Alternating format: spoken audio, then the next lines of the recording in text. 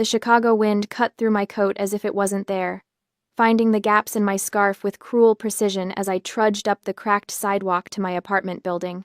February had settled into the city with its usual gray malice, turning everything the color of old dishwater. My marketing specialist badge still hung around my neck, a laminated reminder that my 55th hour of work this week had finally ended. I should have been thinking about the presentation I'd nailed or the client email that praised my campaign strategy. Instead, all I could think about was collapsing on my second-hand couch and pretending the world didn't exist for a few precious hours. The security door of the complex clicked shut firmly behind a delivery driver who was just leaving. I reached for my fob, noting the handwritten sign taped to the glass. Security cameras under maintenance.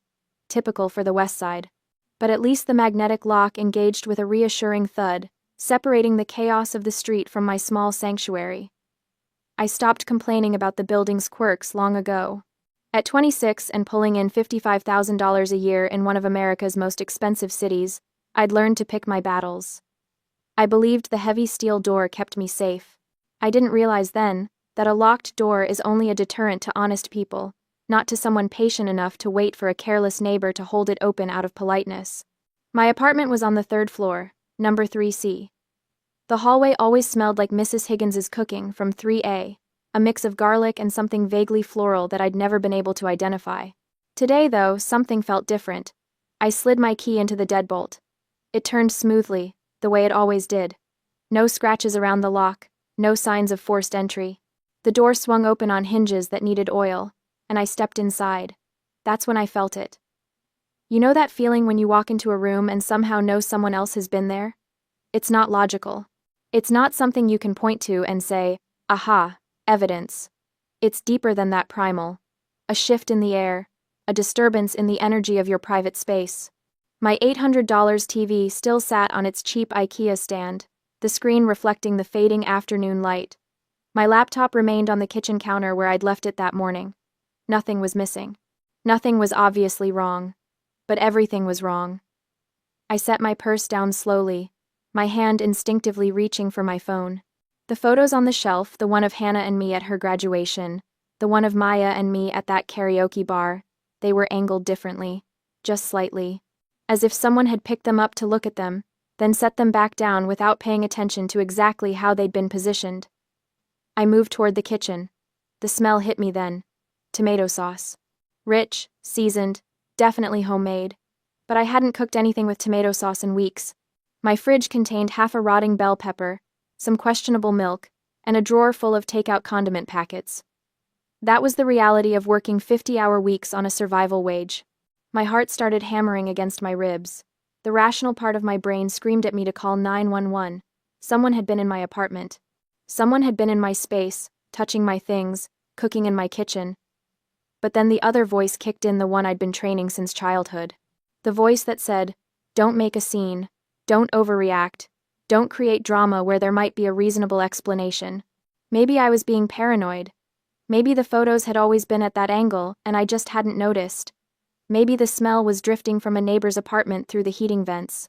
Maybe I was losing my mind after another brutal week of deadline after deadline, of making $55,000 stretch across rent, utilities, student loans, and the basic human need to occasionally eat something that didn't come from a microwave. My phone buzzed in my hand, making me jump. A text message. From Mom. I stopped by to leave some food and see if my daughter is okay. Your fridge was too empty. The words on the screen blurred as my vision tunneled. My breath came shallow and fast. She was here. My mother had been in my apartment, walking through my rooms, opening my refrigerator, judging the contents of my life. Another text followed immediately. Used my spare key. Hope you don't mind. Love you. Hope I don't mind. The memory crashed over me like a wave, pulling me under. 2 years ago, moving day. I'd been so excited, so proud. My first apartment, my first real taste of independence after 4 years of college and 2 years of living at home while I saved up for a security deposit. Patricia Shepard, my mother, had helped me carry boxes up those 3 flights of stairs. She'd admired the space, even though it was tiny and the bathroom tiles were cracked and the bedroom window looked out onto a brick wall. She'd hugged me tight and told me how proud she was. And then, as she was leaving, she'd paused at the door. Honey, would you mind if I kept a spare key? You know, just for emergencies. What if you lock yourself out? Or what if there's a fire and you're not home and the firefighters need to get in? Or what if you get sick and I need to bring you soup? Her voice had been so reasonable, so maternal, so full of concern. I'd hesitated. Something in my gut had twisted, a warning I didn't understand. But how do you say no to your mother? How do you tell the woman who raised you that you don't trust her with access to your home? What kind of ungrateful daughter would that make me? So I'd said yes. I'd handed over that spare key with a smile, believing I was just being practical, believing that her controlling nature was just love manifesting in an overprotective way. I stood in my violated kitchen now, staring at that text message, and felt the fool I'd been. My hands shook as I pulled up her contact and hit the call button. It rang 3 times before she answered. Leah, I was just thinking about you. Did you get my message? I left you some nice chicken casserole in the fridge. You looked so thin the last time Mom. My voice came out harder than I'd intended. You can't just come into my apartment whenever you want. Silence on the other end. Then, in a smaller voice, I was just trying to help. You didn't ask permission. I'm your mother, Leah. Since when do I need permission to make sure my daughter is eating properly? You work those terrible hours at that job, and I know you're not taking care of yourself. Someone has to. I'm 26 years old. I can take care of myself. Can you? Her voice shifted, taking on an edge. Because your fridge told a different story. Half-empty shelves, expired milk. Stop. The word came out sharp enough to cut. You went through my refrigerator? I was putting the casserole away. I had to make room. My free hand gripped the kitchen counter so hard my knuckles turned white. I need that key back. Another silence. Longer this time. When she spoke again, her voice was thick with tears. You're going to take away my key? You're going to lock your own mother out like I'm some kind of criminal? Mom, please don't. After everything I've done for you. After all the sacrifices your father and I made. After the college tuition. After the years of putting your needs first. After, her voice broke on a sob. Is this how you repay us? By treating me like I'm not even welcome in my own daughter's home? Guilt crashed through me, hot and familiar. This was the dance we'd done my entire life. I set a boundary. She weaponized emotion. But I held firm. I'm not saying you're not welcome. I'm saying you need to call first. You need to ask. You can't just walk in whenever you feel like it. Fine. The word was clipped, cold. Fine, Leah. If that's how you want it. I'll give you back your precious key. I'll meet you tomorrow after you get off work. Will that satisfy you? Yes, thank you. She hung up without saying goodbye. I stood there in my kitchen, in the apartment that no longer felt like mine, and wondered if I'd just won or lost. The casserole sat in my fridge, still warm. I couldn't bring myself to eat it. The next evening, Patricia met me in the building lobby. She was dressed immaculately, as always pressed slacks, a cashmere sweater, a pearls at her throat. Her eyes were red-rimmed, and she made sure I noticed. Here. She pressed the key into my palm, her hand lingering over mine. I hope you know how much this hurts me. I'm sorry you're hurt, but I need this boundary. Boundaries. She said the word like it tasted bitter. That's what your generation calls basic ingratitude, I suppose. She turned and walked away before I could respond, her heels clicking against the lobby tile with sharp, angry precision. I held the cold metal in my hand and felt a small surge of victory. I'd done it. I'd taken back control. I had no idea it was just the opening shot. 3 days of relative quiet passed, lulling me into a false sense of security. I'd started to relax, to believe that maybe Patricia would actually respect the boundary I'd set. I should have known better. It was Friday evening when the paranoia crept back in.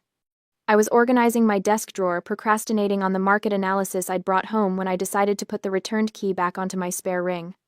I pulled out the key Patricia had handed me in the lobby and compared it to my own original key. My stomach dropped. The key she had returned was shiny brass, the edges sharp and clean. My original key, the one I had given her 2 years ago, was worn, the metal dull from use. I grabbed the spare I kept in the junk drawer for emergencies and laid all 3 on the desk. Original, emergency spare. And the returned key. The math didn't work. The key she gave me wasn't the one I gave her. It was a brand new copy.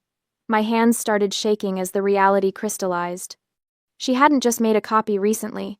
She must have kept the original I gave her 2 years ago and gone to a hardware store to cut a duplicate to hand back to me. It was a performance. A calculated move to make me think I had won while she maintained her access. She still had a key to my apartment. I felt sick. The violation was so much deeper than I'd realized. She'd planned this. She'd intentionally deceived me, knowing that I would trust her word. I grabbed my phone and called the first locksmith I could find on Google. 24-hour service, thankfully. The technician arrived 90 minutes later, a tired-looking man in his 50s who'd clearly been called away from his dinner. "Someone you know have a key?"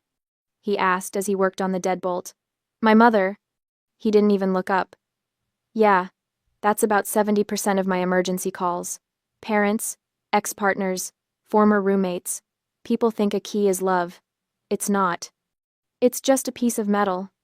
The wisdom of a locksmith at 9 p.m. on a Friday night. I would have laughed if I weren't so angry. The invoice came to $250. New deadbolt, new doorknob lock, 2 new keys for me. I stared at the number and felt my chest tighten. That was my weekend plans, gone. That was groceries for 2 weeks. That was the small buffer between me and my credit card. I handed over my debit card and tried not to think about the instant ramen I'd be eating for the foreseeable future, but I could breathe again. She couldn't get in now. The locks were mine. Except the attack had already shifted to a new front. The text came from Dad on Sunday afternoon. Robert Shepard rarely texted. He preferred to deliver his judgments in person, or via phone call where he could hear you squirm. The fact that he'd resorted to text meant this was calculated. "I spent over $40,000 on your college tuition, not for you to treat your parents like strangers. Don't let the money I worked hard for raise an ungrateful child." I read it 3 times, each pass making my blood pressure spike higher. And $40,000. He'd managed to reduce our entire relationship to a transaction. 4 years of a state university, partially covered by scholarships and my own student loans, plus the portion they'd contributed as parents, all of it weaponized into a guilt bomb designed to detonate my resistance. Another text followed. "Your mother cried for 2 hours after you accused her of being a criminal. Is this who you've become?" I typed and deleted 5 different responses. Everything I wanted to say about boundaries, about respect, about the fact that changing my locks wasn't an accusation, but a necessity, would just be twisted. Used as evidence of my ingratitude, my coldness, my transformation into someone they didn't recognize. So I said nothing. I let the messages sit there, unanswered. But the silence didn't protect me. Patricia started calling. 3 times a day at first, then more. She'd leave voicemails that started sweet, "Just checking in on my baby girl," and ended with barbs, "I guess you're too busy for family now." Robert sent emails to my work account. Professional sounding at first glance, but anyone who read between the lines would see the manipulation. "Hope you're doing well. Mom mentioned you've been stressed. We're always here if you need to talk about what's really going on." What's really going on? As if my need for privacy was a symptom of some deeper problem they needed to diagnose and fix. The calls came during my lunch break, during meetings, during the precious quiet morning hours before work when I tried to center myself for the day ahead. My phone became a weapon pointed at my peace of mind. I started letting everything go to voicemail. I stopped reading the texts immediately, but even that didn't stop the constant buzzing, the notifications stacking up like bills I couldn't afford to pay. Hannah noticed first. We were having coffee on a Wednesday afternoon, a rare break in both our schedules, when she grabbed my phone off the table. "Leah, you have 47 unread messages. 47. "I know. Are they all from?" "Mostly." I took the phone back and silenced it. "Some are from Dad too now." Hannah's expression shifted from concern to anger. "They're tag-teaming you." "It's fine. I changed the locks. They can't actually get in anymore. But they're still getting to you." She leaned forward, her voice dropping. "You've lost weight. You look exhausted. When's the last time you slept through the night?" I didn't answer because we both knew the truth. The physical lock on my door had stopped the intrusion into my space, but it had done nothing to stop the psychological siege. If anything, it had escalated. Patricia had moved beyond voicemails. She'd started showing up at my building, not coming upstairs but lingering in the lobby. The first time I saw her there, my heart nearly stopped. She was sitting on the old couch near the mailboxes, looking small and sad and perfectly positioned to intercept me. "I was in the neighborhood," she'd said, as if the West Side was anywhere near her pristine suburban home 40 minutes away. "I thought maybe we could talk. Really talk, without all this anger between us." I'd kept walking, my heart pounding, my hands shaking. "I have plans, Mom." "Plans?" She'd said it like I'd announced I was joining a cult. "You always have plans now. Plans that don't include your family." I didn't stop. I couldn't. If I stopped, if I engaged, she'd pull me back under. That was a week ago. She'd been back twice since then, always just in the neighborhood, always with that wounded expression that made me feel like a monster for wanting space. The harassment via phone continued. The moral pressure mounted. My inbox became a minefield of subject lines like, "We need to talk about your behavior," and "Worried about you," and the particularly devastating, "Where did we go wrong?" I realized, sitting alone in my apartment on a Sunday night with my phone buzzing for the 15th time that day, that I'd been fighting the wrong battle. A physical lock only blocks a door. It doesn't stop the manipulation, the guilt, the constant erosion of your boundaries through sheer persistent pressure.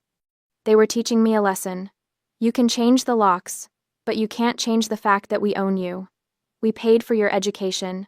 We raised you. We have rights to you that no deadbolt can revoke. I looked around my apartment, my safe space that no longer felt safe, and knew something had to give. I couldn't live like this, not for another week, another month, another year of my life. The cost of the new locks had been $250, but the cost of my peace of mind, my sanity, my ability to function as an independent adult, that price was climbing higher every single day. My phone buzzed again. Another text from Patricia. "I made your favorite meatloaf tonight. Remember how you used to help me make it when you were little? I miss those days. I miss my daughter." I stared at those words, "I miss my daughter," and felt something harden inside me. She didn't miss me. She missed the version of me that never said no, never questioned, never demanded to be treated like an adult with rights to privacy and boundaries. That version of me was gone. And I was starting to realize that no amount of explaining, no amount of reasonable conversation, no amount of hoping they'd understand, was going to make them accept that. The lock on my door was just the beginning. I'd stopped them from physically entering my space, but they were still camped out in my head, in my phone, in my emotional landscape.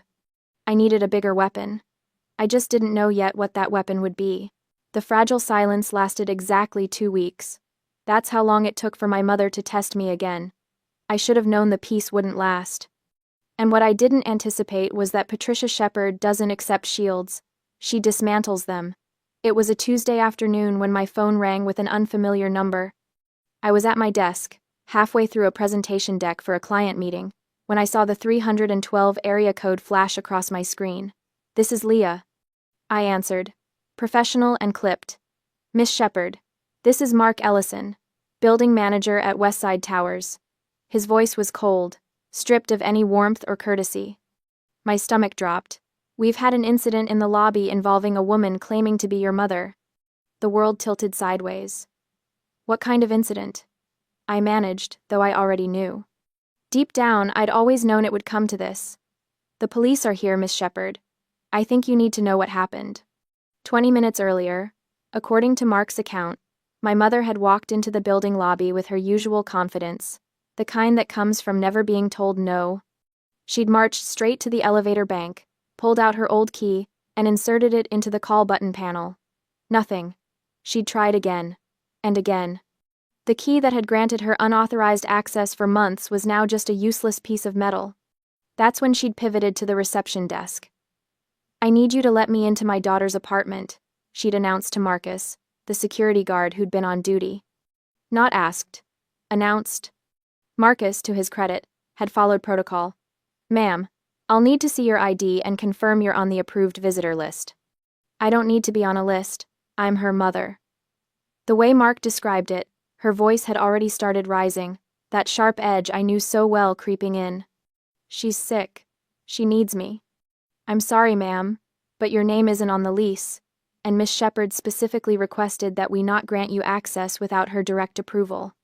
And that's when Patricia Shepherd changed tactics. She didn't get violent, Leah. That would have been easier to handle. Mark's voice was tight over the phone.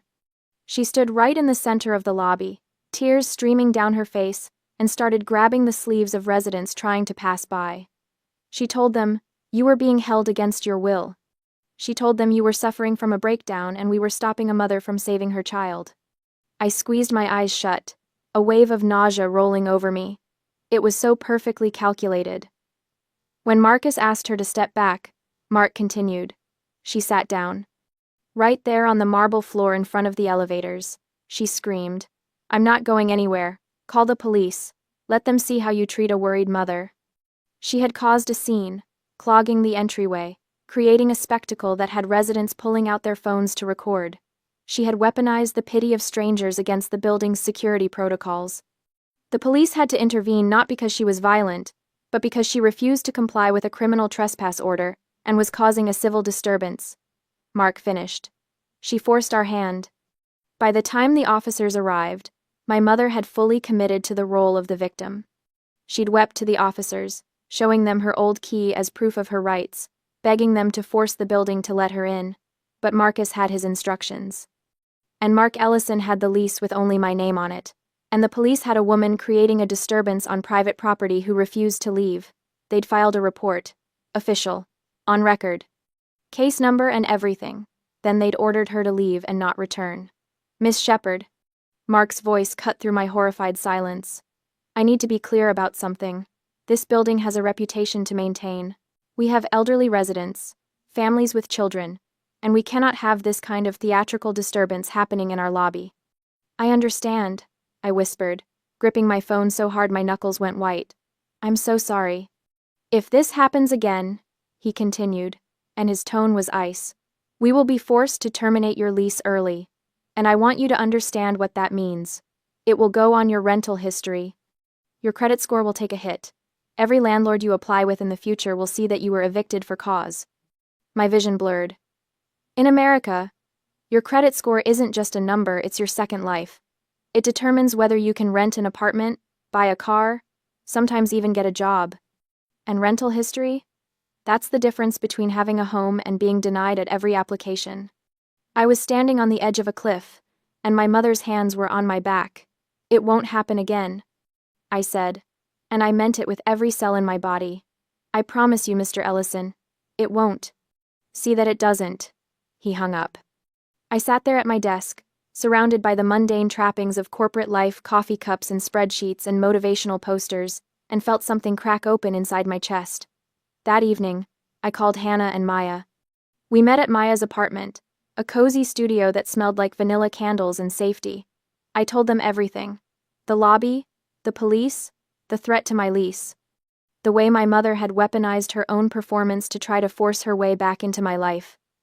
"She's going to ruin me," I said, and my voice broke. "She's going to destroy my credit, my rental history, everything I've worked for, and she doesn't even care. She'll burn my whole life down just to prove she can still control me." Hannah, who'd known my family since college, leaned forward and took my hands. Her eyes were fierce. "Leah, listen to me. They don't love you. They want to own you." "Hannah's right," Maya added softly. "Love doesn't look like this. Love doesn't sit on a lobby floor screaming lies to strangers. This is possession. This is control." "But she's my mother." "And you're a grown woman with rights," Hannah interrupted. "You've tried boundaries. You've tried talking. You've tried everything reasonable." She responded by forcing the police to get involved. "What else does she have to do before you accept that she's not going to stop?" I looked at my two best friends, the only family I'd chosen for myself, and felt something shift. It wasn't anger, exactly. It was clarity. "What do I do?" I asked. "You protect yourself," Maya said firmly. "You get a lawyer. You file a restraining order. You make it legal, official, and documented. You make it so that if she tries this again, there are consequences that actually matter."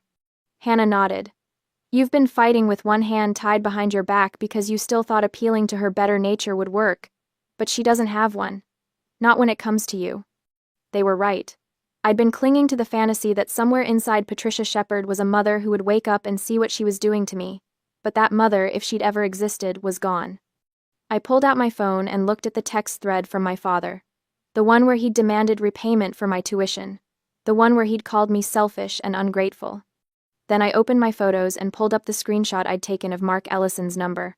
"I need a copy of that police report," I said aloud. Maya raised her eyebrows. "Why?" "Why?" "Because I'm not asking nicely anymore," I replied. "I'm going to court.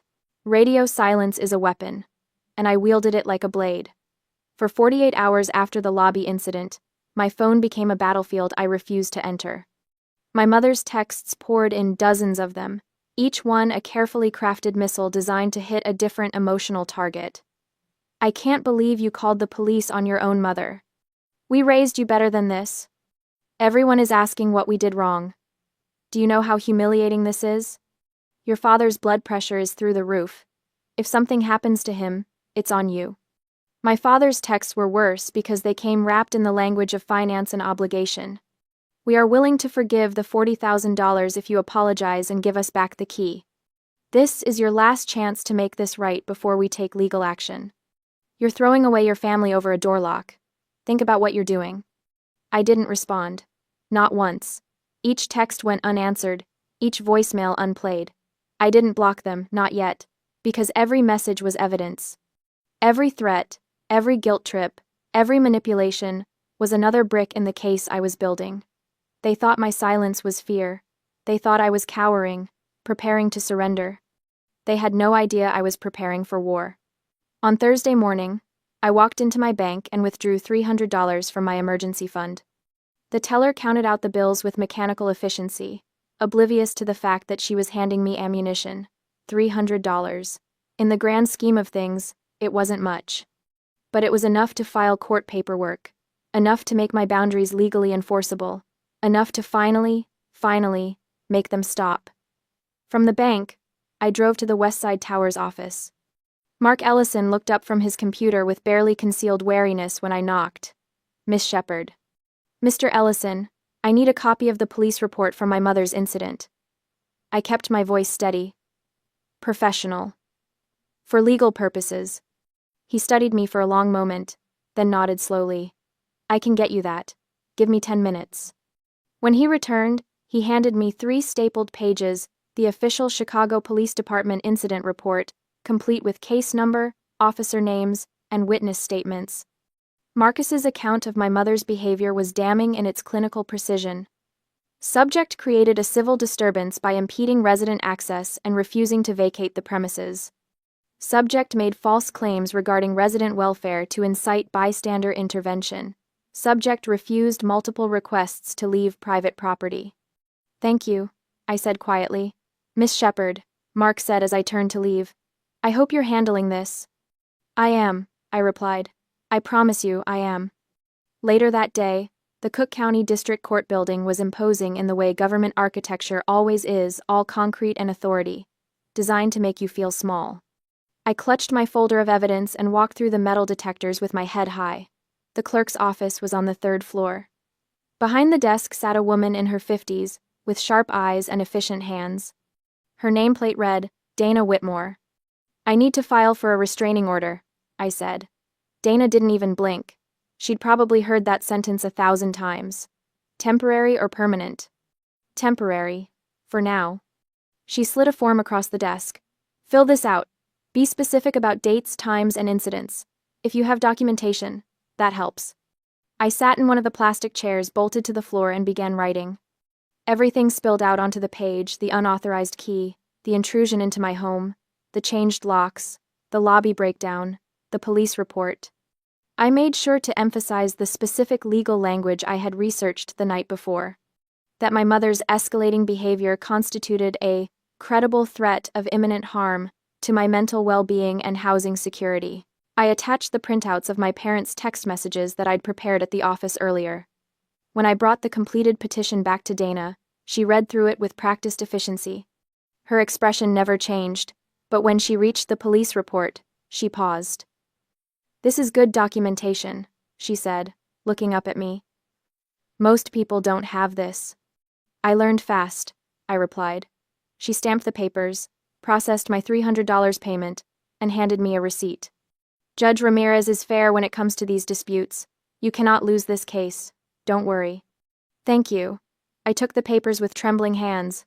Thank you so much. Dana's expression softened just slightly. You're doing the right thing. Don't let anyone tell you otherwise. From the courthouse, I went back to see Mark Ellison. This time, I came armed. Mr. Ellison, I filed for a restraining order today. I placed the copies on his desk, the TRO petition, the police report, the court receipt. I want you to know I'm taking this seriously. He picked up the documents, reading carefully. This is good. This is very good. There's something else, I continued, my heart pounding. I need to break my lease early. His expression clouded. Miss Shepard, you're aware there's a penalty. Section 14.3 of the Illinois Safe Homes Act, I interrupted. Tenants who are victims of stalking or harassment with documented police reports are allowed to terminate their lease without penalty if they face a credible threat of imminent harm on the premises. I have the police report. I have the restraining order petition. I qualify. Mark stared at me for a long moment, then down at the paperwork. I watched him piece it together, the liability risk of keeping me here, the continued threat of my mother showing up and causing more theatrical scenes, the legal protection I was invoking. Finally, he nodded. When do you want to be out? End of next week, if possible. I'll waive the penalty, he said, but you need to be out by the 31st. And Miss Shepard? You're making the smart choice. No. I walked out of that office with my head spinning. The lease break penalty would have been over $2,000 money I didn't have, money that would have trapped me in place. Instead, I just saved every penny. Money I could now use for a deposit on a new apartment. Money I could use to disappear. My phone buzzed. Another text from my mother. We're coming over next Saturday to talk about this face-to-face. We'll bring lunch. Your favorite? Meatloaf. I looked at the message and felt nothing but cold determination. Come next Saturday. I won't be here. And by the time they realized what I'd done, it would be too late. 5 days later, I learned that the price of freedom is often comfort. I signed the lease on Tuesday afternoon next week. The new studio in the Riverside Towers was safer, undeniably doorman, key fobs, cameras everywhere, but it was suffocatingly small. It was the only unit I could afford that offered the level of security I needed. My budget was shattered. The $300 for the court filing, the deposit, the first month's rent, it had drained me dry. I stood in my old apartment on Friday night, staring at my beloved sectional couch. It was the first nice thing I'd ever bought for myself. It wouldn't fit in the new elevator. Even if it did, it wouldn't fit in the new apartment. We have to leave it, I told Hannah, my voice hollow. We can try to pivot it. We can't, and I can't afford a bigger truck or a storage unit. So we dragged it down to the curb. I watched a scavenger pick it up 20 minutes later. That night, in my new, secure fortress of an apartment, I slept on a mattress thrown directly onto the bare floor. I ate instant ramen because I had exactly $30 left in my checking account to last me until payday. My back ached, my stomach growled, and the room was so small I could touch opposite walls if I stretched. But for the first time in 26 years, I slept without dreaming of someone breaking in. I slid the keys to the old place into the after-hours drop box at the management office at 2 a.m. Mark Ellison would find them the next morning, along with my forwarding address form which listed Hannah's place as my mailing address, not my actual new location. Another layer of protection. Another wall between me and them. Done? Hannah asked as I climbed back into the van. Done, I confirmed. Maya started the engine. Then let's get you home. Patricia and Robert drove to my old apartment on Saturday afternoon. I know this because Hannah, who'd been watching my old building from a coffee shop across the street, yes, we'd gone full surveillance mode, texted me at 3:47 p.m. They're here. Your mom's wearing a cream cardigan and carrying a casserole dish. Your dad looks annoyed. I imagined the scene. Patricia, armed with comfort food and crocodile tears, planning her intervention. Robert, probably rehearsing his speech about responsibility and debt and how I was being dramatic. Both of them convinced that I was cowering inside, too weak to maintain my boundaries, ready to crumble the moment they applied enough pressure. They'd knock on the door. No answer. They'd knock again. Harder. Still nothing. Patricia would press her ear to the door, listening for movement. Silence. Eventually, they'd find Mark Ellison. He'd check his records, his expression neutral and professional. Miss Shepherd terminated her lease. She moved out earlier this week. No, I don't have a forwarding address beyond her friend's P.O. box. No, I can't give you that information. Privacy policy. Hannah sent another text at 4:23 p.m. They just left. Your mom looked furious. Your dad was yelling at her in the parking lot. I stared at my phone, waiting.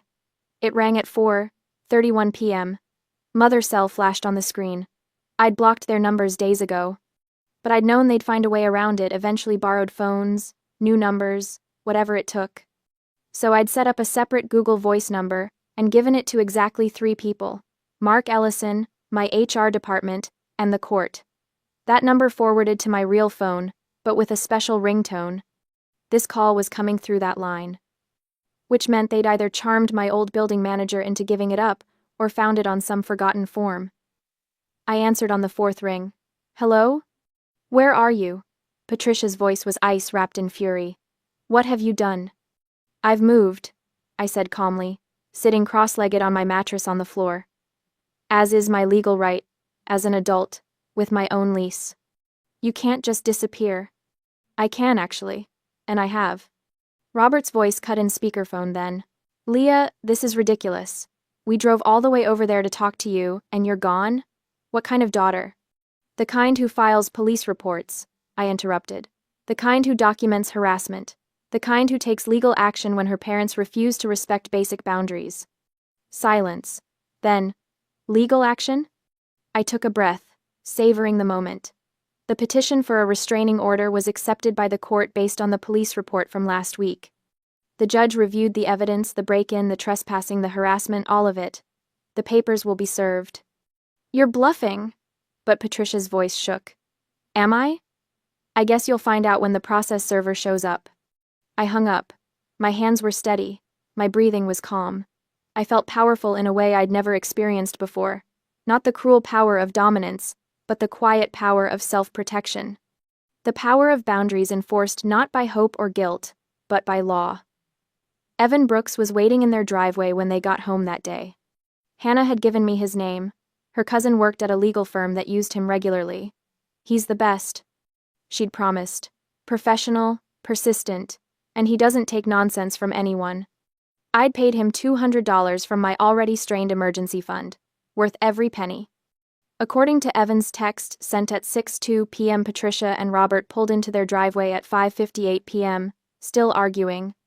He'd approached the driver's side window before Robert even turned off the engine. Robert Shepherd? Patricia Shepherd? You've been served. He handed them the thick manila envelope through the car window.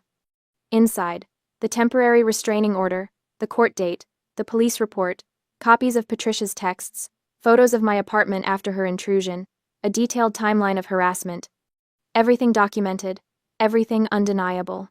Evan texted me a photo. My parents' faces visible through the windshield, pale and shocked, the envelope open in Robert's lap. Job done. They looked like they'd seen a ghost. Nice work, Miss Shepherd. I stared at that photo for a long time, my mother's mouth open in apparent protest.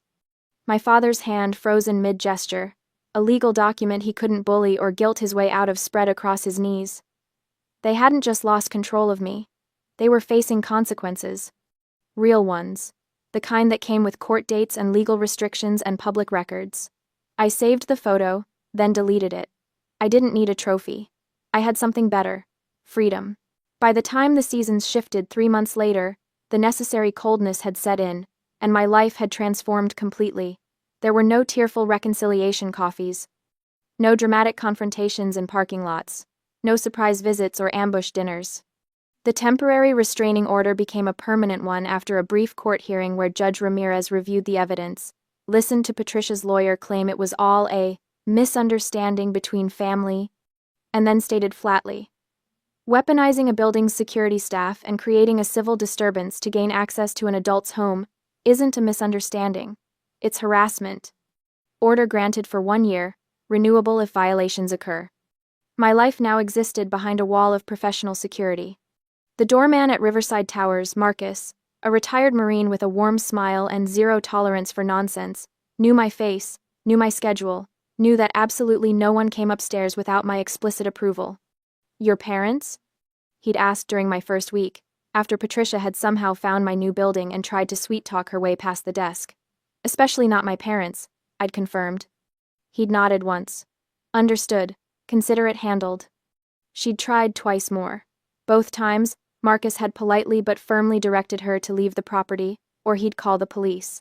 Both times, she'd left. The third time he did call the police. She hadn't come back after that. My finances were still recovering. The move had drained my emergency fund despite the waived lease termination fee, security deposit, first month's rent, moving truck, Evans fee, and the painfully slow process of buying new furniture to replace what hadn't fit. My checking account looked anemic, my savings nearly depleted. I was still eating cheap meals, but they tasted better in a home that was truly mine. But I felt wealthy in ways that had nothing to do with bank balances. I felt wealthy when I came home to an apartment that hadn't been invaded. Wealthy when my phone rang and I didn't experience a spike of anxiety. Wealthy when I made plans without calculating whether they'd be interrupted by a surprise visit. Hannah and Maya had become my chosen family, the sisters I'd picked rather than inherited. We had dinner every Wednesday, a standing tradition, sacred and unbreakable. They'd been there for every moment of my escape, every small victory, every setback. "You seem different," Maya observed one evening, gesturing at me with her wine glass. "Lighter, somehow." "I am lighter," I agreed. "I'm not carrying their expectations anymore." Hannah raised her glass. "To boundaries. May they be high, strong, and equipped with security cameras." We drank to that. Work had become easier too. My boss had noticed the change in my demeanor during my annual review. "Your performance has improved significantly over the last quarter," she'd said, reviewing my metrics. "More focused, more confident in your presentations. Whatever you're doing, keep doing it." I'd smiled. Just some personal changes. Better work-life balance. What I didn't say: "It's amazing how much energy you have for your actual life when you're not constantly defending yourself from invasion." My marketing campaigns had gotten sharper, more creative. I'd pitched 3 new ideas in the last month alone, 2 had been approved for implementation. My salary was still $55,000, but I'd been told a raise was likely during the next review cycle. I was building something, not just recovering from something, but actively building a life that was mine, shaped by my choices, protected by boundaries I'd fought for. One evening in late May, I sat on my small balcony, barely large enough for a chair and a potted plant, but mine, watching the Chicago skyline turn gold in the sunset. My phone was on the table beside me, silent. I'd gotten used to the silence. It had been terrifying at first. The absence of constant contact, constant demands, constant crisis. Now it felt like peace. The phone buzzed. I glanced at the screen. Unknown number. I almost didn't open it. But something, curiosity, maybe, or just the confidence that came from knowing I was safe, made me tap the notification. The message appeared: "Mom cooked the meatloaf you like. Dad says he'll forgive the money issue if you come home for dinner. We miss you." I stared at the words, analyzing them like a marketing strategy, which in a way they were. Marketing designed to sell me on the idea that I was still the daughter they could control. The meatloaf. Emotional manipulation. The comfort food of my childhood, weaponized to trigger nostalgia and longing. Dad's forgiveness. Financial pressure.